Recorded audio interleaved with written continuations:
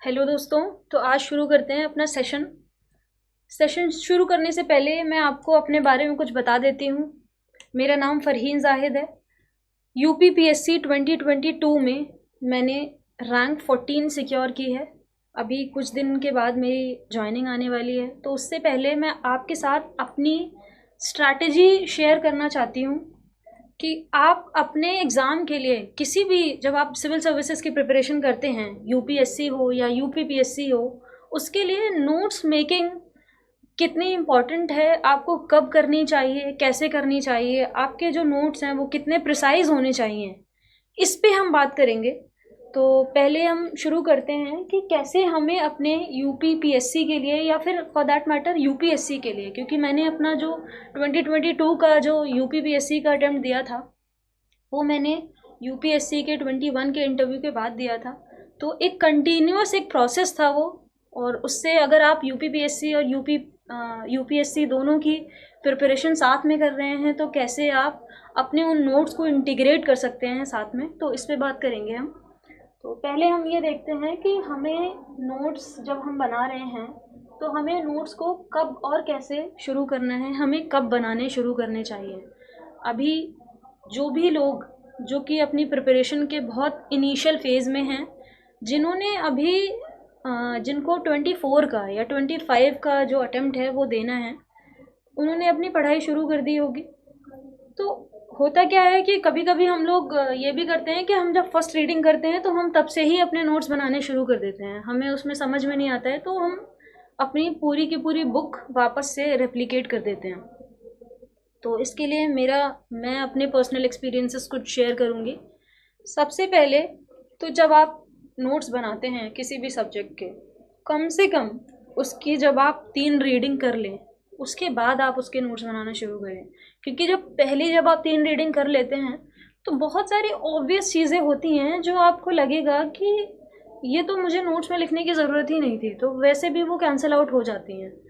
तो हम इसमें बात करेंगे कि पहले शुरू में, जैसे कि अभी अक्टूबर का महीना चल रहा है, तो अक्टूबर और नवंबर जो 2 महीने हैं, इसमें आप बहुत अच्छे से अपना एक बार जो भी जीएस का कंटेंट है, जीएस 1 2 3 4 का कंटेंट है, जो बेसिक एनसीईआरटीज़ की बुक हैं जो आपको कवर अप करनी है, या फिर जो कन्वेंशनल बुक्स हैं जो सब पढ़ते हैं, जैसे कि आपको पॉलिटी में लक्ष्मीकांत की बुक पढ़नी है, या फिर आपको स्पेक्ट्रम पढ़नी है, या आपको इन्वायरमेंट की कोई बुक पढ़नी है, तो उसके लिए आपको शुरू के 2 महीने एटलीस्ट आपको जल्दी जल्दी you have to set a target कि मुझे 1 हफ्ते में ये इतना कवर करना है, और आपको स्टार्टिंग के जो 2 महीने हैं उसमें आपको वो कवर अप करना है।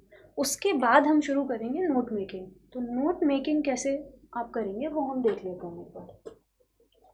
तो इस पे हम आगे बात करते हैं कि जो नोट मेकिंग है, सबसे पहला उसका एस्पेक्ट क्या होना चाहिए।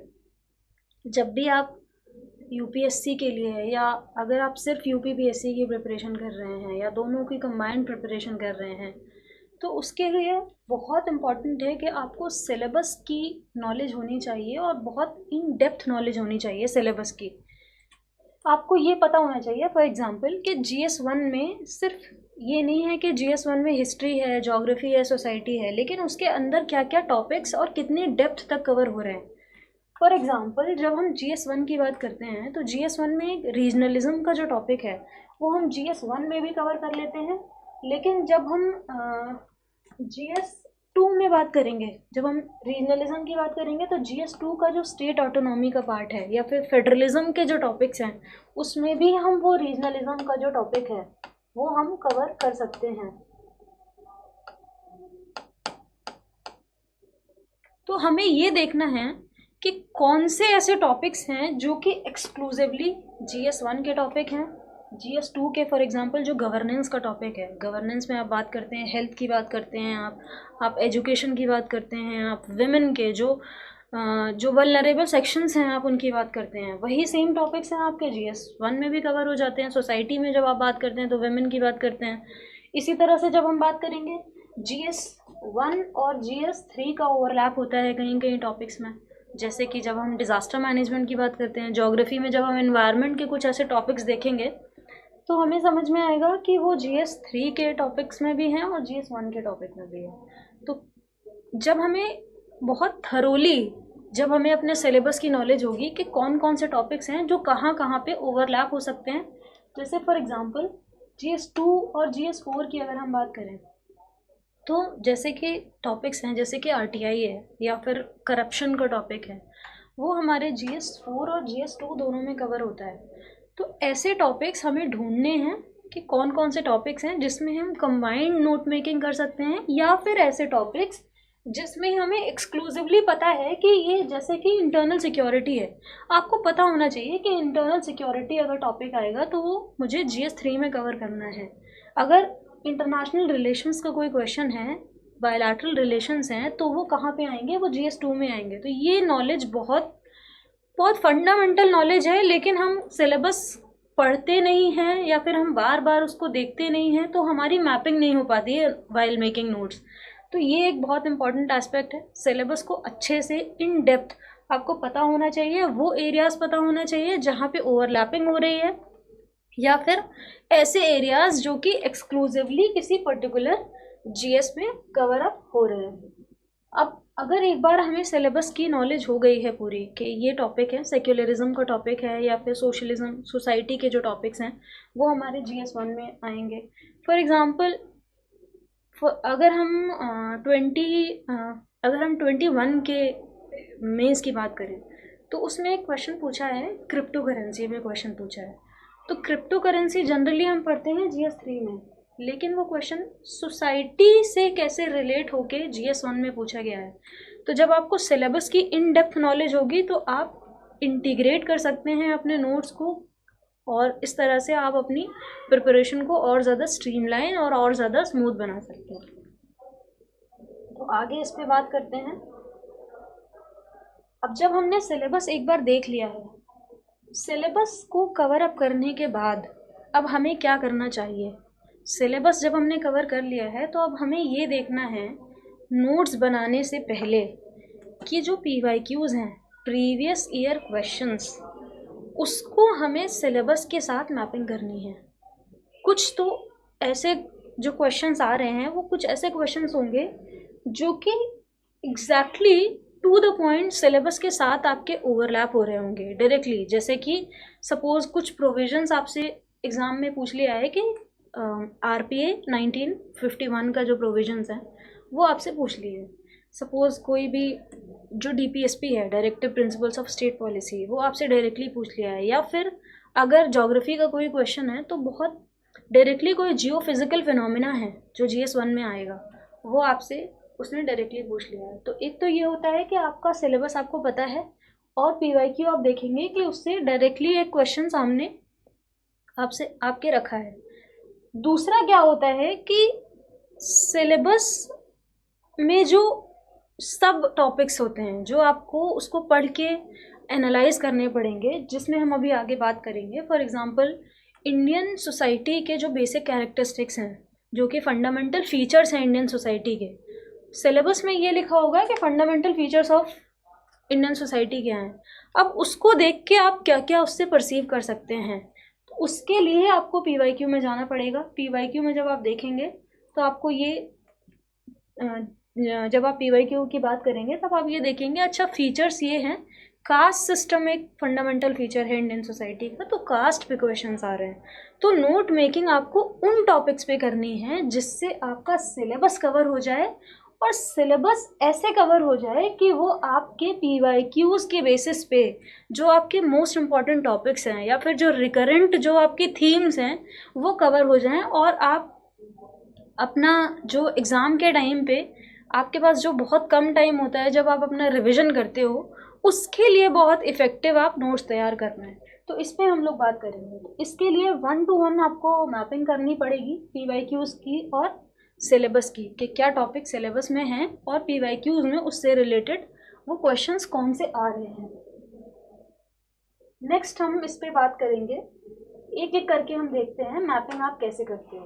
फॉर एग्ज़ाम्पल जब हम बात करेंगे सबसे पहले GS1 की अगर हम बात करें तो जैसे salient features of Indian society, ये एक टॉपिक है GS1 में, सोसाइटी का टॉपिक है। जिसमें सिर्फ इतना लिखा है कि salient features of Indian society क्या है।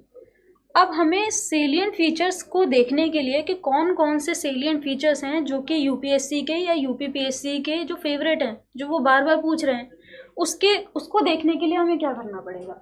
हमें ये देखना पड़ेगा कि प्रीवियस ईयर क्वेश्चंस क्या क्या पूछे गए हैं।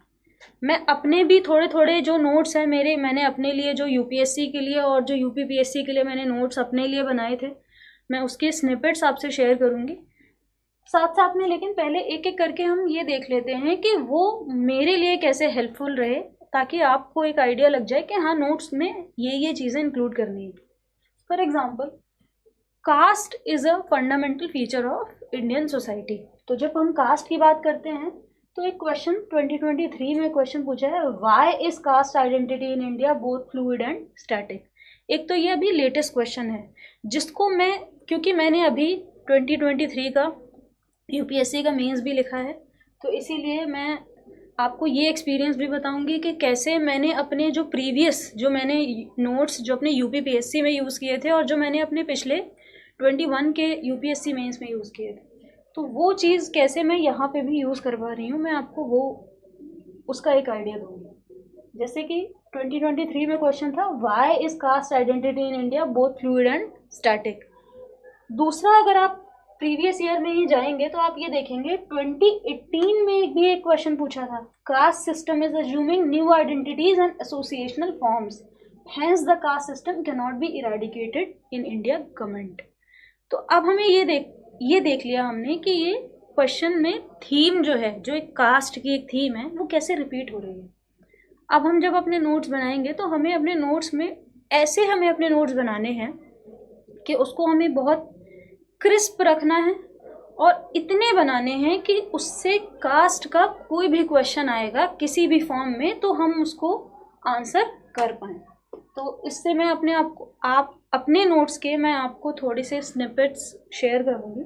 मैं दिखाऊंगी कि मैं अपने लिए कैसे इसमें नोट्स बनाती हूँ। तो ये मैंने अपने लिए कुछ कास्ट सिस्टम पे नोट्स बना रखे हैं। अगर आप देखेंगे, बहुत मैंने अपने लिए ऐसे नोट्स, इसमें ये 2 पेजेस के नोट्स हैं कास्ट सिस्टम। पहले तो मैंने ये दिखाया है कि कास्ट सिस्टम में होता क्या है, अगर कास्ट का क्वेश्चन आएगा तो मैं इंट्रोड्यूस कैसे करूँगी, कुछ मुझे बेसिक इन्फॉर्मेशन देनी है तो मैं कैसे दूंगी। फिर मैंने उसके कुछ डिफाइनिंग फीचर लिखे हुए हैं कास्ट के, जिससे मैं वैल्यू ऐड करूँगी अपने कास्ट सिस्टम के आंसर पे। फिर मैंने इसमें, क्योंकि कास्ट की जब हम बात करते हैं तो that is very specific about Indian society, जब हम इंडियन सोसाइटी के बेसिक फीचर की बात कर रहे हैं, तो फिर मैं इसमें ये इंक्लूड करूँगी कि इंडिया में जो कास्ट है वो कैसे स्कैटर्ड है, उसका एक डिफाइनिंग फीचर जो मैंने अभी बता रखा है उसको मैं एलैबोरेट करने की कोशिश करूँगी अपने नोट्स में। और लास्ट मैं ये दिखाऊँगी कि कैसे जो कास्ट सिस्टम है वो कैसे मैंने अपने नोट्स में जैसे इंक्लूड किया था कि डाइल्यूटिंग कास्ट रिजिडिटीज़ कैसे वो चेंज हो रहा है, डायनामिक कैसे है, एंड कास्ट सिस्टम कैसे स्टिल परसिस्ट। तो ये मैं मेरे अपने जो प्रीवियस जो मेरे अटेम्प्ट्स थे उसके लिए मैंने अपने नोट्स बनाए थे, जो कि मुझे अभी 2023 के जो मेंस है उसमें भी मुझे काफ़ी हेल्पफुल रहा।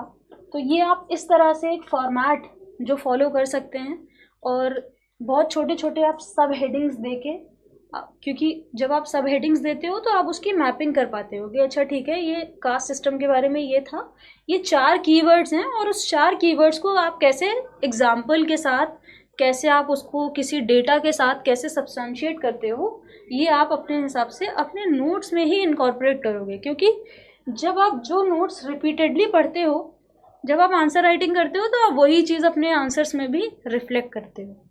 ठीक है, तो ये एक GS1 का एक एग्जाम्पल मैंने आपको बताया है कि कैसे आप अपने GS1 के जो नोट्स हैं, इसी तरह आप जब बात करोगे GS1 में ज्योग्राफी के नोट्स बनाओगे, तो ज्योग्राफी में कुछ टॉपिक्स हैं ऐसे, जैसे कि डिज़ास्टर मैनेजमेंट है, कभी वो GS3 में भी पूछेगा, कभी GS1 में भी पूछेगा। या फिर जो जियो फिजिकल फिनोमिना है, वोल्केनिज्म की बात करें, या फिर हम बात करें अगर हम कॉन्टिनेंटल ड्रिफ्ट की बात करें, तो कुछ बेसिक ऐसी जो फंडामेंटल चीज़ें हैं जो कि आपके नोट्स में जो कि रेडी रहना चाहिए कि any day it can be a question and you should be able to answer that question in a more organised way. तो हम आगे GS1 के बाद हम बात करते हैं GS2 का भी एक क्वेश्चन हम ले लेते हैं कि कैसे आप GS2 में कैसे काम करोगे। GS2 में जब हम देखेंगे, फॉर एग्जांपल मैंने ये 2 क्वेश्चंस यहाँ पे लिए हैं GS2 के। GS2 में जैसे 2019 में एक क्वेश्चन पूछा था, implementation of information and communication ICT based projects programs usually suffers in terms of certain vital factors. Identify these factors and suggest measures for the effective implementation. दूसरा, अगर हम 23 का क्वेश्चन देखें तो 23 में भी e governance as a critical tool of governance पूछा है, has assured in effectiveness, transparency, accountability in governments. What inadequacies hamper the enhancement of these features. तो अगर हम इन क्वेश्चंस को अगर हम गौर से देखेंगे तो हम ये आइडेंटिफाई कर सकते हैं कि दोनों ही क्वेश्चंस गवर्नेंस में जो ई गवर्नेंस वाला पार्ट है वहाँ से पूछे जा रहे हैं।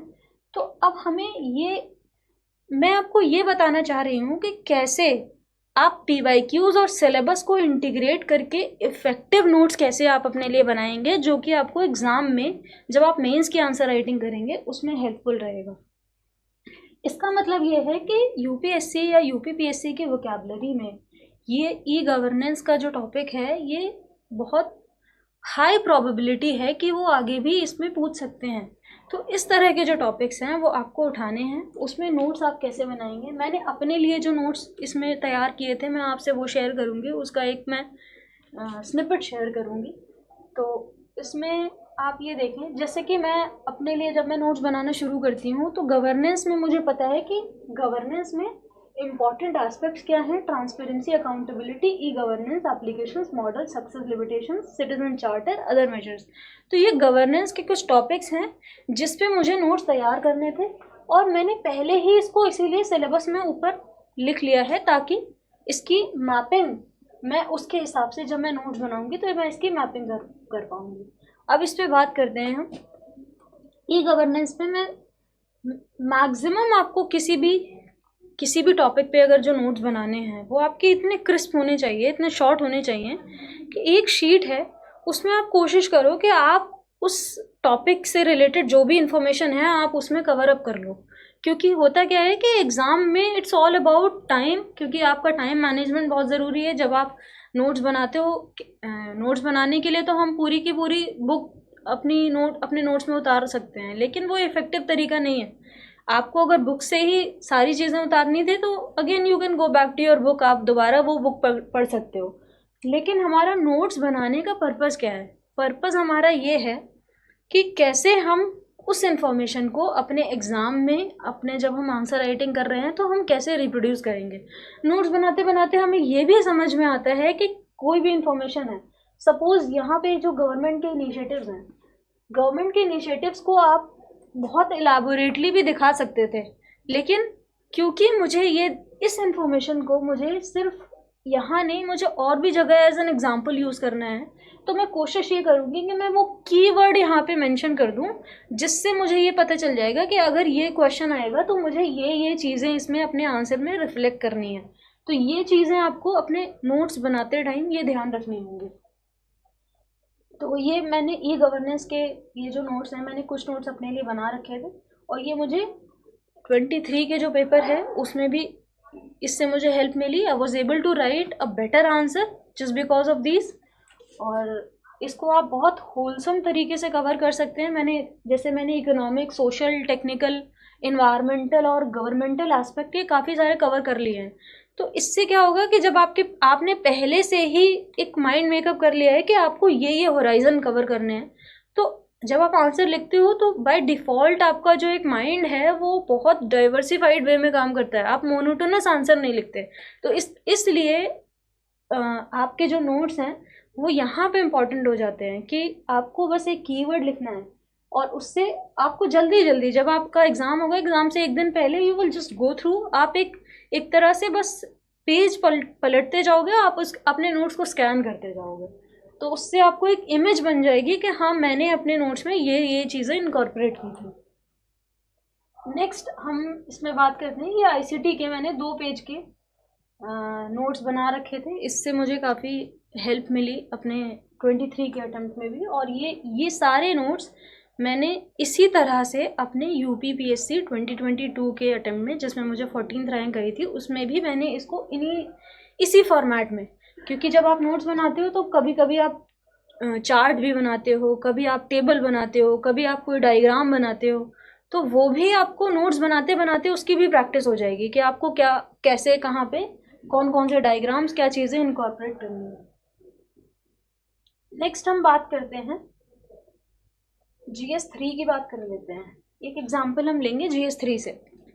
जब हम GS3 की बात करेंगे तो मैंने इसमें 3 क्वेश्चंस आइडेंटिफाई किए। फॉर एग्जाम्पल डिजिटल इंडिया का एक क्वेश्चन है, how can digital India programme help farmers to improve farm productivity and income, what steps has the government taken in this regard. 2015 का क्वेश्चन है ये, UPSC मेंस का। Next question हम देखेंगे 21 में, what are the present challenges before crop diversification, how do emerging technologies provide an opportunity for crop diversification. तो ये 21 का क्वेश्चन है। थीम अगर आप देख रहे होंगे तो आपको समझ में आ रहा होगा कि थीम में कैसे डिजिटल इंडिया और फार्मर्स को कनेक्ट किया है। यानी कि अगर हम इसमें टॉपिक पे जाएंगे तो टॉपिक मुझे याद आता है, एकदम से स्ट्राइक करता है कि हाँ ये टॉपिक है ई गवर्नेंस या e technology in the aid of farmers, ये GS3 का टॉपिक। इसी तरह से अगर आप 23 का पेपर देखेंगे तो 23 के जो पेपर में, how does E technology help farmers in production and marketing of agriculture produce, explain it. तो ये जो 3 क्वेश्चंस हैं, इनका जो एक स्पिरिट है, इन क्वेश्चंस का, इनका जो जिस्ट है, इनका जो कोर होना चाहिए, वो उसी थीम से आता है, e technology in the aid of farmers. अब हम बार बार, क्योंकि नया सवाल किसी और फॉर्मेट में आ रहा है, तो हम बार बार ये नहीं कर सकते कि हम हर चीज़ को ऐड ऑन कर लें। इसलिए हमें जो नोट मेकिंग करनी है वो ऐसे कॉम्प्रिहेंसिवली करनी है, क्रिस्प वे में, लेकिन कॉम्प्रिहेंसिवली, ताकि हमारे सारे एस्पेक्ट्स उसमें कवर हो जाएं। तो इसको मैं अपने नोट्स का एक पार्ट इसमें शेयर करूँगी, e technology in the aid of farmers, जैसे कि मैंने अपने लिए प्रिपेयर किया। अब जब आप नोट्स बनाते हैं, कोई भी किसी भी टॉपिक पे आप नोट्स बनाते हैं, तो अब आपको ये, जैसे मैंने अपने लिए बनाया है, तो मैं कहाँ कहाँ से इन्फॉर्मेशन लूँगी। जब आपने ये देख लिया कि PYQ में ये टॉपिक पूछा है और आपने ये देखा कि सिलेबस के ये इस पार्ट से इसको आप कवर कर सकते हैं, तो उसके बाद आपको करना क्या है, आपको करना ये है कि बहुत सारे मटेरियल मार्केट में अवेलेबल हैं, बहुत सारे कोचिंग के मटेरियल्स हैं। आपको जो भी उसमें से जो बेटर जो मटेरियल आपको लगता है, ऐसा ज़रूरी नहीं है कि आप एक किसी कोचिंग को रेफ़र कर रहे हैं तो आपको बार बार वही कंटेंट आपको देखना है। आप उसके लिए ये कर सकते हैं कि आप मल्टीपल टॉपिक्स के लिए मल्टीपल आप सोर्सेस को रेफ़र करके, और उसमें से जो भी आपको बेस्ट पार्ट लग रहा है वो आप इनकॉर्पोरेट करें। कोई भी इन्फॉर्मेशन जो कि आपको लेटेस्ट मिलती है, या फिर कोई डायग्राम आपको मिलता है, कोई ऐसा स्कीमेटिक्स आपको मिलता है, कोई मैप मिलता है, वो आप उसमें ऐड ऑन कर सकते हैं। और ये जो नोट्स मेकिंग का जो प्रोसेस है, ये आपका कंटिन्यूस प्रोसेस है थ्रू आउट योर प्रिपरेशन। ऐसा नहीं है कि एक बार आपने बना के रख दिया तो वो बार बार बस वही चीज़ काम आएगी। आप बार बार उसको ग्रेजुअली मॉडिफाई भी कर सकते हैं। और नई इन्फॉर्मेशन, जब आप न्यूज़पेपर पढ़ते हैं तो आपको लगता है कि हाँ, ई टेक्नोलॉजी में कोई नई टेक्नोलॉजी आई थी जो मुझे इसमें अपने नोट्स में ऐड कर लेनी चाहिए, तो आप उसमें बार बार ऐड ऑन भी कर सकते हैं। आप डिफरेंट सोर्सेस से उसको मॉडिफाई कर सकते हैं, उसको अपडेट कर सकते हैं अपने नोट्स को। तो जैसे कि आप देख रहे होंगे कि मैंने बाद में रेड से कुछ चीज़ें ऐड ऑन की हैं यहाँ पे अलग से। जब मैं पढ़ते जब मुझे कोई एकदम से, जब मैं पढ़ूंगी इसको तो मुझे कोई एग्जाम्पल याद आएगा, तो मैं कोशिश ये करती थी कि फिर मैं बाद में उसको ऐड ऑन करूँ। और ऐड ऑन करने के लिए मैं डिफरेंट अलग अलग तरह के पेन्स का, क्योंकि आपके अपने नोट्स हैं, जब आपको खुद पढ़ने में इंटरेस्ट आएगा तो ही वो आपके लिए भी इफ़ेक्टिव होंगे। क्योंकि आप एक ऐसा होता है कि एक बार तो आपने नोट मेकिंग करी और आपने बहुत रफली उसको लिख दिया है, लेकिन जब तक आपके नोट्स आपको खुद को समझ में नहीं आएंगे तो वो आपके लिए यूज़लेस हैं। तो इसीलिए थोड़ा सा एफर्ट लगाना पड़ेगा उसमें, आपको इंटरेस्ट दिखाना पड़ेगा अपने जब आप नोट बना रहे हैं तो उसमें इंटरेस्ट भी दिखाना पड़ेगा। तो it can pay you back very effectively. और देख लेते हैं इसमें, जैसे कि मैंने e technology in the aid of farmers में काफ़ी चीज़ें, सिग्निफिकेंस उसका कवर किया है, मैंने उसमें डिजिटल एग्रीकल्चर में क्या कर सकते हैं, इंट्रोड्यूस कैसे करेंगे। इनफैक्ट मैंने एक कोड भी लिख रखा है कि कैसे आप जब भी अगर टेक्नोलॉजी का कोई क्वेश्चन आता है एग्रीकल्चर से रिलेटेड, तो मैं पहले से माइंड मेकअप कर लूँगी कि अगर ये वाला ऐसा क्वेश्चन आएगा तो मैं ये कोड यूज़ करूँगी। इस तरह से आप मल्टीपल टॉपिक्स में रेडीमेड आप अपने खुद के नोट्स तैयार कर सकते हैं। तो देख लेते हैं इसमें, जैसे कि सिग्निफिकेंस, चैलेंजेस, गवर्नमेंट की इनिशिएटिव्स, केस स्टडीज़, और इसके अलावा मैंने और भी बहुत सारी टेक्नोलॉजी जो क्रॉप डाइवर्सिफिकेशन के लिए इस्तेमाल कर रहे हैं अलग अलग तरह से, जैसे कि एक्वापॉनिक्स है, डिजिटाइजेशन है, बहुत सारी चीज़ें मैंने इसमें इनकॉर्पोरेट की हैं। तो जब भी कोई ऐसा सवाल आएगा जो GS3 में एग्रीकल्चर में वो क्वेश्चन पूछ रहे हैं और मुझे टेक्नोलॉजी से उसको, टेक्नोलॉजी के एग्जांपल्स या फिर ऐसी चीज़ें जहाँ पे मुझे डिजिटल एग्रीकल्चर बताना है, तो बहुत इजीली मैं इसकी हेल्प से कर सकती हूँ। इसके लिए मुझे बहुत ज़्यादा, मुझे 20 पेज का या फिर अलग से मुझे बहुत ज़्यादा मटेरियल पढ़ने की बार बार ज़रूरत नहीं पड़ेगी। होता क्या है कि जब हम बार बार डिफरेंट मटेरियल पढ़ते हैं तो उसकी एक डिफरेंट इमेज बनती है बार बार दिमाग में, क्योंकि सेम कंटेंट है और अलग अलग तरह से अलग अलग मटेरियल में लिखा हुआ है। लेकिन आपके जो अपने नोट्स हैं, तो होता क्या है कि जब आप अपने नोट्स बना लेते हो, आप बार बार, ये भी गलतफहमी रहती है कि एक बार आपने नोट्स बना लिए हैं तो आपको सब कुछ याद रहना चाहिए। ऐसा कुछ भी नहीं है। जब आप अपने नोट्स को बार बार पढ़ते हैं तो उसकी एक इमेज बनती है, मेंटल मैप बोलते हैं इसको। जब वो मेंटल मैप बनता है तो जब भी वो क्वेश्चन आएगा तो आपको एकदम से स्ट्राइक करेगा कि हाँ, ये मैंने अपने नोट्स में ऐसे लिखा हुआ है, और आप उसको बहुत ईजिली, बहुत कीवर्ड्स का इस्तेमाल करके आप अपने आंसर में उसको इनकॉर्पोरेट कर सकते हैं। तो इसमें ये देख लेते हैं आगे। ये मैंने काफ़ी कॉम्प्रिहेंसिवली कवर किए हैं, और ये सिर्फ 2 पेजेस हैं। 2 पेजेस में मैंने अपने पूरे e technology in the aid of farmers के जो नोट्स हैं वो मैंने 2 पेजेस में इसको कवर किया है। और इससे कोई भी क्वेश्चन जो कि इस टॉपिक पे पूछा जाता है, मुझे लगता है कि I will be able to handle that question with the help of these 2 pages of notes. अब इस पे तो हमने यूपी जो जनरल पेपर्स हैं उस पर तो बात कर ली है, क्योंकि हम यहाँ पे UP PSC की बात कर रहे हैं। तो UP PSC में जो नया ट्रेंड आया है जिसमें यूपी के स्पेशल पेपर्स हैं, पेपर 5 और 6 2023 से जो पेपर्स हैं वो आए हैं। मैंने जब 22 का जो अटेम्प्ट दिया था उसमें ऑप्शनल का पेपर होता था, उसमें यूपी स्पेशल पेपर नहीं होता था। लेकिन मैंने जब अभी जो रीसेंट पेपर देखा 23 का, जो मैंने पेपर देखा, मेंस का एनालिसिस किया, तो उससे मुझे ये पता चला कि जो मैंने अपने जनरल जो नोट्स बना रखे थे, जो मुझे यूपी की नॉलेज अपने GS 1 2 3 4 में इनकॉर्पोरेट करनी थी, वो सेम नॉलेज का यूज़ करके मैंने अपने पिछले अटेम्प्ट के लिए बनाए थे। लेकिन मैं ये देख रही थी कि कैसे वो सस्टेनेबल हैं और कैसे आप उसको आगे भी यूज़ कर सकते हैं। मतलब जब आप नोट बनाते हो तो सिर्फ इसलिए नहीं है कि आपने आज बनाए हैं और आपको 2 महीने के बाद काम आएंगे, उसके बाद वो यूज़लेस हो जाएंगे। क्योंकि ये जो प्रिपरेशन है, it takes time, it takes effort. कभी कभी ठीक है आपका 1 साल में हो जाता है, लेकिन कभी कभी 2 साल, 3 साल, 4 साल भी लग सकते हैं। तो ऐसा नहीं होना चाहिए कि जो आपने पहली बार में, जो आपने पहले फर्स्ट ईयर में जो नोट्स बनाए थे, वो आपके चौथे साल तक आते आते वो रिडंडेंट हो गए हैं, उसमें आपके काम की कोई इन्फॉर्मेशन ही नहीं है। तो ये यहाँ पे मैं शेयर करूँगी कि कैसे जो यूपी स्पेशल का जो पेपर है, पेपर 5 और पेपर 6, उसका एक नेचर क्या है उस पेपर का, और उसके लिए जो आप नोट्स बनाते हैं वो कैसे बनाते हैं, और ये वाली जो इन्फॉर्मेशन है वो आप बाकी के अपने GS 1 2 3 4 में भी कैसे यूज़ कर सकते हैं। तो अगर हम देखें, क्योंकि अब तो यूपी में मुझे यूपी का 23 का एग्ज़ाम नहीं देना था, तो यूपी के जो नोट्स हैं वो मैंने पहले बना रखे थे। अब मैं आपको ये दिखाना चाहती हूँ कि कैसे वो पिछले नोट्स अभी के जो यूपी स्पेशल पेपर 5 और 6 हैं उसमें भी कैसे इफ़ेक्टिव हैं। तो पहले अब हम देखेंगे, अगर पेपर 5 की अगर हम बात करें तो एक क्वेश्चन पूछा है इसमें, highlight the greater possibilities of tourism in Uttar Pradesh. तो टूरिज़्म की बात करें तो टूरिज़्म में मैंने कैसे कवर किया था, अपने जनरल जो आंसर्स थे GS 1 2 3 4, उनको एनरिच करने के लिए मैंने इसको यूज़ किया था। और मुझे लगता है कि इससे आप बहुत इफ़ेक्टिवली आप पेपर 5 और पेपर 6 को भी सॉल्व कर सकते थे, आप बहुत अच्छा कंटेंट इसमें बना सकते थे। जैसे कि मैंने इसमें यूपी की टूरिज़्म पॉलिसी, ये मैंने कुछ स्क्रीनशॉट लिया है, बाकी और भी नोट्स से मैंने थोड़ा थोड़ा स्क्रीनशॉट लेने के लिए मैंने उन क्वेश्चंस को हाईलाइट करने की कोशिश की है। जैसे कि यूपी की टूरिज़्म पॉलिसी, यहाँ पे मैंने टूरिज़्म पॉलिसी को कवर किया था, 2018 में पूछी, 2018 की पॉलिसी थी। इसका मतलब है कि by default this was very important, आपको कैसे कवर करना था। बहुत छोटे छोटे आपको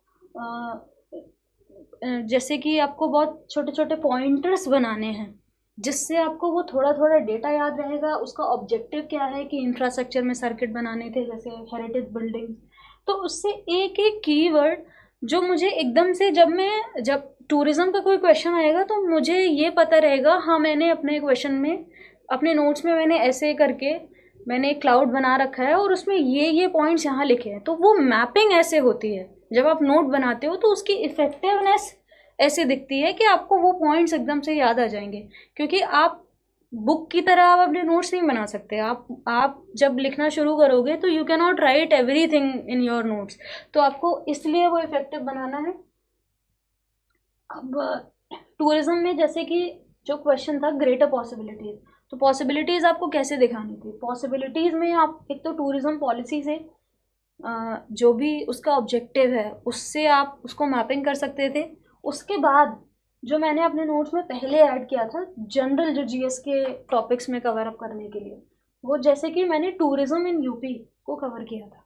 टूरिज़्म इन यूपी में मैंने एक लाइन पहले ही मैंने ऐड ऑन करके बाद में जब मैं उसको अपडेट करती थी, जैसे कि यूपी नहीं देखा तो कुछ नहीं देखा, तो मैं पहले से ही एक माइंड मेकअप करती थी कि मुझे हाँ ये वाली लाइन है, तो टूरिज़्म का कोई क्वेश्चन आएगा तो मैं कंक्लूजन में ये वाली लाइन ऐड करूँगी यहाँ पे। और इसी तरह से मैंने एक एक करके जो बहुत छोटे छोटे पॉइंटर्स हैं, जो बहुत यूपी स्पेसिफिक इन्फॉर्मेशन है, वो यहाँ पे मैंने लिख रखी है। जैसे कि भारत गौरव टूरिस्ट ट्रेन है, या फिर रोपवे है मथुरा चित्रकूट। इस तरह की जो इन्फॉर्मेशन है ये आप अपने जीएस का जो स्पेशल पेपर है यूपी का, पेपर 5 और पेपर 6, उसको यूज़ करने के लिए, जैसे टूरिस्ट सर्किट्स हैं, 10 टूरिस्ट सर्किट्स हैं अलोंग विद द एग्जांपल्स। क्योंकि जब आप यूपी की बात करते हैं, यूपी स्पेशल पेपर की बात करते हैं, तो आपको उसमें क्या करना है कि यूपी स्पेशल आपको दिखाना है by referring to certain places, ताकि एग्जामिनर को ये लगना चाहिए कि yes you have the information of UP, specific information about UP. जैसे कि जब आप बुंदेलखंड सर्किट की बात करते हैं यहाँ पे, तो बुंदेलखंड सर्किट में आपको पता होना चाहिए कि Bundelkhand circuit is about Banda, Chitrakoot, Mahoba, Jhansi etcetera. तो इस तरह से जब आप अपने नोट्स बनाएंगे तो आप उसको कॉम्प्रिहेंसिवली बनाने की कोशिश करें, जिससे आपकी मैक्सिमम इंफॉर्मेशन कम स्पेस में कवर हो जाए। फिर हम नेक्स्ट एक बार बात कर लेते हैं, एक और क्वेश्चन देख लेते हैं हम यूपी का, जो कि यूपी स्पेशल पेपर 5 2023 में पूछा गया था कि what are the objectives of Uttar Pradesh data centre policy 2021। तो ये जो ऑब्जेक्टिव्स हमारे ये जो डेटा सेंटर पॉलिसी के पूछे गए हैं, तो मैं ये स्क्रीनशॉट मैं आपसे जो शेयर कर रही हूँ, ये नोट्स का जो स्क्रीनशॉट है, ये मैंने ऐसे छोटे छोटे बॉक्सेस बना के एक पेज में बहुत सारे 10-12 ऐसे छोटे छोटे बॉक्सेस बना के मैंने सारी पॉलिसीज़ जो हैं, इस तरह के प्रोग्राम्स हैं, वो ऐसे मैपिंग कर ली। उनकी मैपिंग करने से क्या हुआ कि मुझे वो चीज़ें ज़्यादा से ज़्यादा याद रहीं। डेटा सेंटर पॉलिसी 21 की थी, इसीलिए मैंने वो 22 वाले अटेम्प्ट के लिए अपने पहले से उसको तैयार करके रखा था कि इसमें कुछ इसका जो बेसिक डेटा है क्या होना चाहिए, क्या एक तो इसका टारगेट है उस पॉलिसी का, कुछ ऑब्जेक्टिव्स होते हैं, फिर आप क्योंकि जनरल कंटेंट तो आप सभी लिखने वाले हैं, लेकिन अब हमें उसको बनाना है यूपी के लिए, हमें उसको कुछ स्पेसिफिक इन्फॉर्मेशन देनी है। उसके लिए आप छोटे छोटे इस तरह से नोट्स अपने यूपी स्पेशल पेपर के लिए तैयार कर सकते हैं। और इस तरह से फिर आप जगह जगह जहाँ पे भी कुछ ऐसी जोग्राफिकल इन्फॉर्मेशन है, ये तो इस कंटेक्स्ट में नहीं है, स्मार्ट सिटीज़ है, जैसे एस्पिरेशनल डिस्ट्रिक्ट प्रोग्राम है यूपी का, तो यूपी की कौन से एरियाज़ में हैं आप उनको ऐसे मैप के थ्रू भी मैपिंग करके दिखा सकते हैं। नेक्स्ट एक और हम क्वेश्चन इसमें कवर करते हैं, नेक्स्ट हम जब देखेंगे, ये जैसे कि एक क्वेश्चन पूछा है, ये पेपर 6 का क्वेश्चन है। What are the major schemes for empowerment and welfare of divyangjan in Uttar Pradesh. तो ये social justice and social empowerment का क्वेश्चन है ये। तो ये पेपर 6 में क्वेश्चन पूछा था। ये मैं अपने पिछले जो अटेम्प्ट था मेरा 2022 का अटेम्प्ट था, जिसमें मुझे 14th रैंक आई थी, ये मैं वो वाले नोट्स आपसे शेयर कर रही हूँ। और मैं ये दिखाना चाह रही हूँ कि कैसे 23 के अटेम्प्ट के लिए भी वो उतने ही यूज़फुल थे जितना जितना मुझे अपने लिए जो जनरल पेपर्स में मैंने ये इन्फॉर्मेशन यूज़ की थी उसमें जितना ये काम आए थे। तो उसके लिए जैसे कि बहुत छोटे छोटे एक लाइन के कुछ स्कीम्स हैं उनसे रिलेटेड जो कि यूपी के लिए इम्पॉर्टेंट है, वो आपको इसमें कवर करनी है। क्योंकि डिफरेंटली एबल्ड या फिर दिव्यांगजन के लिए जब आप इन्फॉर्मेशन लिखेंगे तो जनरल इन्फॉर्मेशन हर कोई लिखेगा, लेकिन अब आपको उसको यूपी स्पेशल बनाना है। तो यूपी में कौन सी स्कीम्स चल रही हैं, तो उसके लिए भी फिर से हम यही बात करते हैं कि अब इसमें हमें सोर्सेस क्या रेफ़र करने हैं। तो सोर्सेस के लिए आप यूपी स्पेशल के लिए भी मल्टीपल जो कोचिंग्स हैं उनसे उनका जो मटेरियल है आप उनको रेफ़र कर सकते हैं। आप स्टडी IQ का मटेरियल भी रेफ़र कर सकते हैं। इसके अलावा एक जो बहुत ऑथेंटिक सोर्स ये है कि आप यूपी गवर्नमेंट की जो वेबसाइट है आप उसमें जाइए, उनकी मिनिस्ट्री की जो इन्फॉर्मेशन है उसमें बहुत सारी स्कीम्स दी होती हैं। उसमें अलग अलग जो सेक्शंस ऑफ पॉपुलेशन है, विमेन से रिलेटेड स्कीम, चिल्ड्रन से रिलेटेड स्कीम, इस तरह की बहुत जो लेटेस्ट स्कीम है जो अभी इस टाइम पे यूपी में चल रही हैं, वो वाली जो स्कीम्स हैं वो आप ज़रूर इनकॉर्पोरेट करने की कोशिश करिए। उससे क्या होगा कि क्योंकि जो एग्ज़ामिनर आपकी कॉपी चेक कर रहा है वो उन स्कीम्स पे ज़्यादा, क्योंकि जो स्कीम्स चल रही होती हैं करेंटली वो सबको पता होती हैं, वो इन एग्ज़ामिनर्स को भी पता है। तो रादर देन राइटिंग कोई रिडंडेंट स्कीम है जो कभी बंद हो गई है, उसके जगह आप करंट जो स्कीम्स हैं वो आप मिनिस्ट्री के जो डेटा है, जो गवर्नमेंट का डेटा है, आप उससे निकाल सकते हैं। और छोटे छोटे आप पॉइंटर्स बना के इन्फॉर्मेशन को ऐसे आप अपने लिए ऑर्गेनाइज कर सकते हैं, ताकि एग्ज़ाम में जब आपको लिखना हो, एग्ज़ाम से पहले इनफैक्ट जो एग्ज़ाम के बीच में जो 2 घंटे का टाइम होता है उसमें भी आप जल्दी जल्दी पेज को फ्लिप करके वो सारी इन्फॉर्मेशन, एटलीस्ट वो जो मैपिंग आपने कर रखी है वो आपके काम आ जाए, ताकि वो आप अपने एग्ज़ाम में रिप्रोड्यूस कर पाएँ। तो इस तरह से आप अपने नोट्स तैयार कर सकते हैं पेपर 6 के लिए। और एक और क्वेश्चन देख लेते हैं हम इसमें। एक क्वेश्चन पेपर 6 का क्वेश्चन है ये यूपी स्पेशल का, कि analyse the importance of minerals in industrial development of Bundelkhand region of Uttar Pradesh. तो बुंदेलखंड रीजन का जो मिनरल डेवलपमेंट है उसके बारे में क्वेश्चन पूछा है। अब ये मैं आपको बता रही हूँ अपने जो 2022 के जो नोट्स हैं मैं उससे स्निपेट्स दिखा रही हूँ कि कैसे आप इस इन्फॉर्मेशन को इस क्वेश्चन के अकॉर्डिंग यूज़ कर सकते थे। तो सबसे पहले मैंने एक जगह मिनरल्स ऑफ यूपी दिखा दिया कि मिनरल्स ऑफ यूपी कहाँ कहाँ पे हैं, कौन से रीजन में है। जब आप नोट्स बनाते हैं तो ये भी ध्यान रखना है, जब आप यूपी के लिए नोट्स बना रहे हैं तो उसमें आप मैप्स को कहाँ ज़्यादा से ज़्यादा इनकॉर्पोरेट कर सकते हैं। क्योंकि जब आप मैप बनाते हैं तो उससे आपका जो आंसर है वो ज़्यादा डाइवर्सिफाइड, ज़्यादा वैल्यू एडेड लगता है। एग्जामिनर को आप ये रियलाइजेशन होता है कि आपको सिर्फ ऊपर ऊपर से सिर्फ पता नहीं है, आपको वो एक जोग्राफिकल जो एस्पेक्ट है यूपी का वो भी आपको पता है। तो आप जैसे कि ये नीचे वाला आपने बुंदेलखंड रीजन दिखाया, या फिर ये सहारनपुर वाला, मुजफ्फरनगर सहारनपुर वाला बेल्ट है, यहाँ पे जो मिनरल्स मिल रहे हैं, तो उसमें आप ये दिखा सकते हैं कि कहाँ कहाँ पे मिनरल्स हैं, कौन कौन से रिजर्व्स हैं, हम कितना एक्सपोर्ट करते हैं, ये डेटा आप इनकॉर्पोरेट कर सकते हैं। फिर आपकी जो यूपी की मिनरल पॉलिसी है 2017 की, उसके कुछ ऑब्जेक्टिव्स हैं।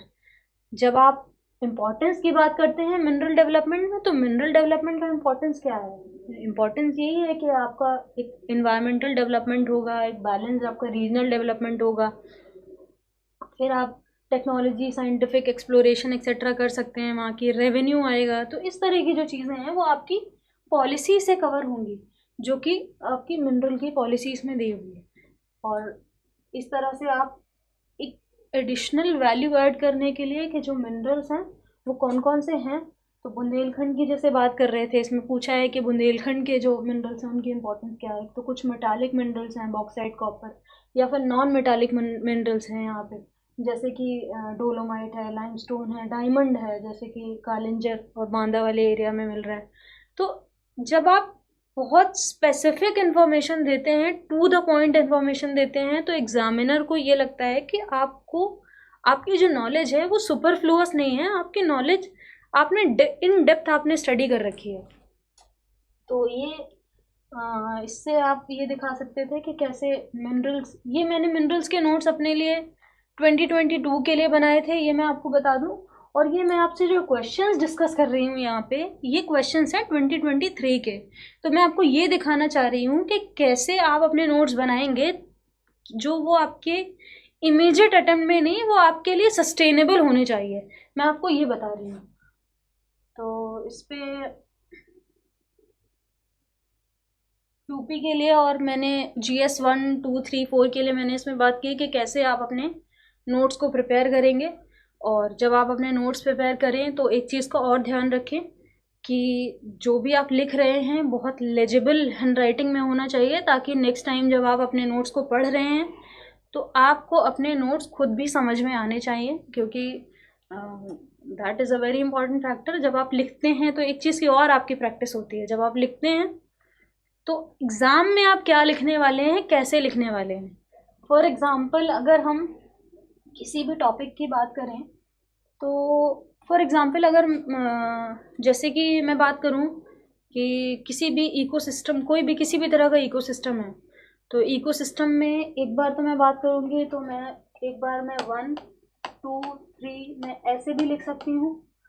फिर जब मैं नेक्स्ट टाइम जब मुझे इन्हीं सर्विसेज की, इकोसिस्टम सर्विसेज की बात करनी है, तो मैं किसी और तरह से उसको रिप्रेजेंट करूँगी, ताकि मेरा जो आंसर है वो बहुत अच्छा भी दिखे और मेरा जो इन्फॉर्मेशन है वो भी मैं कन्वे कर पाऊँ। या फिर आपको कहाँ पे टेबल बनानी है, टेबल कैसे, या तो टेबल आप बना सकते हो। तो इस तरह से ये जो चीज़ें हैं, जब आप नोट्स में ही अपने इनकॉर्पोरेट इस तरह से करने की कोशिश करोगे बार बार अलग अलग तरह से, तो आपको जब आप अपने रियल एग्ज़ाम में लिखते हो तो वैसे ही आप अपने रियल एग्ज़ाम में भी रिफ्लेक्ट करोगे। और इट्स ऑल अबाउट प्रैक्टिस, आप कैसे उसको प्रैक्टिस करते हो। तो आज के लिए ये नोट मेकिंग के सेशन में इतना ही था।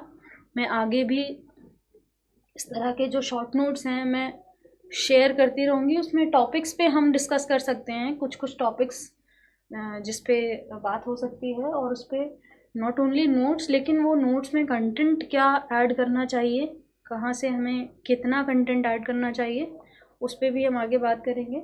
Thank you so much, all the best.